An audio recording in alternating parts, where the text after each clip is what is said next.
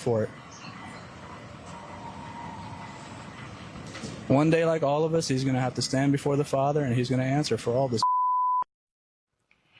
Good to be with you. I'm Erielle Reshef in for Katie Tur today. Voters, you can see there, they're not happy. President Trump's supporters and critics alike are reacting to President Trump's AI-generated post depicting himself as a Jesus-like figure. They're also not thrilled with him for calling Pope Leo XIV weak and captive to the radical left.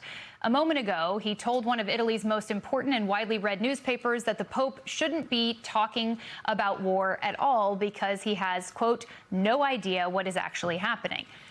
These head-scratching attacks, frankly, are the latest in a series, as the New York Times puts it, of disjointed, hard-to-follow, and sometimes profane statements. This time, his attacks and his posts have triggered the ire of many Christians, as you heard there, Catholics to be specific. That's a block of President Trump's base that helped put him back in the White House. A reminder, Catholics are America's largest swing religious vote.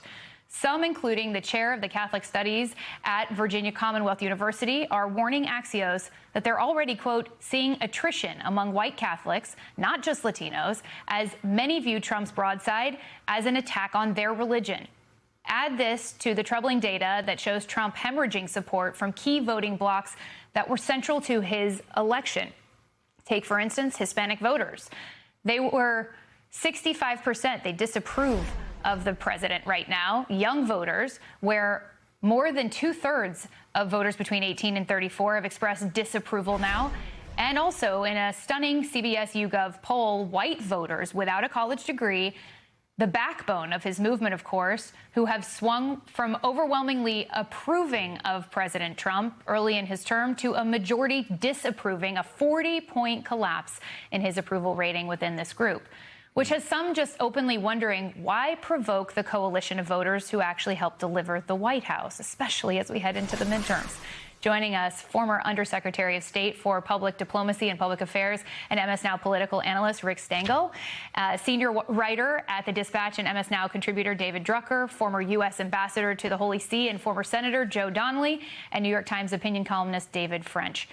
David, we know the White House says that the president is a fighter. He punches back. But let's just say, like, this is the Pope we're talking about. What's the logic here? Is there one? Yeah, I mean, the logic is that Trump is the fighter. He punches back no matter what, and to no matter to whom. I mean, this is a situation where he's now turning on core allies who've been with him for a very long time. He's turning on the Pope.